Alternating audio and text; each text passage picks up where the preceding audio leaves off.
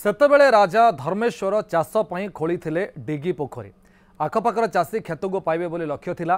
पोखरी फुटुला पद्मफूल समय बदलवा सहित व्यवहार न हो पारि परित्यक्त अवस्था पड़ रही पोखरी। तेज प्रशासन उद्यम पर भद्रक भगवानपुर में पोखरीर पुनरुद्धार होइछि। या सहित किछि जगार निर्माण होइछि डिगी पार्क।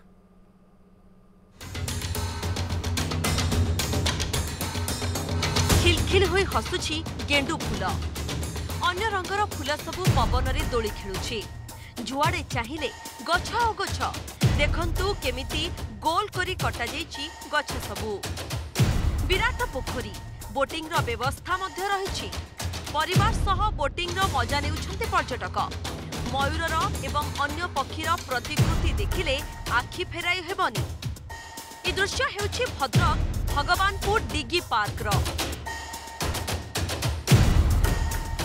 निश्चित आज्ञा इतिहास जड़ित अच्छी ऐतिहासिक डिगी पोखरी बोली कहते। बर्तमान से ऐतिहासिक डिगी पोखरी को बर्तमान दूर दूरांतर बहुत लोक आसुच्च स्थानीय बासिंदा भी आसती कम होती बहुत पंचायत समिति की आम धन्यवाद देवु जे कि आम पलिकीर डिगी पोखरी उन्नति होती। आउर भी किसी अच्छी जे काम खोजुची काम अधिक खोजुची काम हेले आउर बढ़िया लगे लोक भी भल लगे आसवा। प्रथमे ये बहुत अलिया आवर्जना है पोखरी पड़ता पद्म फूल दीटा हुए से समय पद्म पत्र रे गाँव में भोजी हेले खाती लोक मैंने मजूरी खर्च कर पत्र काटिक नियंती से जहाँ आमंत्रण हुए से लोक खाती। किंतु समय क्रमे बर्तमान ये तो लोक से समय लोक ये आसो दिन भी भय करते। वर्तमान स्थिति जहाँ जे बहुत डिफरेन्स अच्छी जे लोक मैंने आसुंच मनोरंजन कर सरकार किसी कर भी पाउचंती। सेथिरे ग्रामीण महिला एवं युवक रोजगार पाई परिबे तापाई नुआ डीपीआर करबा पई म आज जिलापाल को कहिछि। मो भाबुछि भद्रक रे पर्यटन भित्तिभूमि बंदर मंदिर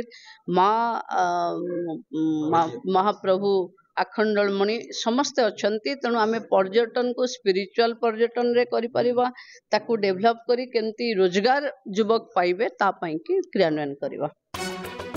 राजा धर्मेश्वर चाषी को जलसेचन सुविधा जोगाई देवाकू खोलिथिले एही डिगी पोखरी। प्रबल पद्म फूल एठारे फुटुथिबारु गाँर ना भी पद्म पोखरी थिला। तेबे समय क्रमे जबरदखल हेला पोखरी व्यवहार हेउनथिबारु पड़िथिला परित्यक्त अवस्थारे। प्रशासन उद्यम रे आरंभ होइथिला पुनरुद्धार कार्य। अल्प दिन मध्यरे स्विमिंग पूल एवं काफेटेरिया मध्य कार्यक्षम हेबो। एबे रास्ता घाटर सुविधा हो जाइए माँ को मंदिर पुनरावृत्ति होती गोटे पार्क होती छोट ठू बड़ पिला माने आसिक बुलूं माइंड फ्री करके जाऊँगी सब बड़े आगुरी आसी हो नाला। बोटिंग भी सुविधा रही बहुत आड़ लोक आसुली गली जाऊँगी बहुत भल लगुच। ये बहुत सारा मतलब प्लांटेशन होती बोटिंग करने अच्छी आपण मैंने समस्ते मुझे अनुरोध करी आपण मैंने आसतु थरे थरे बुलिकी जातु तापर आपण जापर जे मजा कौन। तो न्यू ईयर माहौल ले आपण मैंने समस्ते आसतु एंजॉय करंतु बस एतिकी रिक्वेस्ट बहुत मस्त। इतिहास रे वर्णित डिगी पोखरी आज नुआ रूप पाई से दिन डिगी पोखरी एवं पलटि जाइए डिगी पार्क जोटी छोट टू बड़ समस्त को मनोरंजन तो मिलूँ एवं ता बाबद सरकार राजकोष को किछि अर्थ जाउछि। किंतु यही 80 एकर जमीरु किछि भाग कार्य होइतिबा बेले एबे पर्यंत आउरी अनेक किछि बाकी अछि। तो साधारण रे दाबी होउछि डिगी पोखरी जेते कि बड़का जगह रहिछि तार पुनरुद्धार कार्य करा जाऊ जा फल रे राजकोष को अर्थ जीव आ लोक मध्य पर्यटन स्थली भाव रे जिल्ला रे गोटे स्थान को आसी परिबे। भद्रक कैमरा पर्सन मलय मालिक अजय पंडा न्यूज़ 7।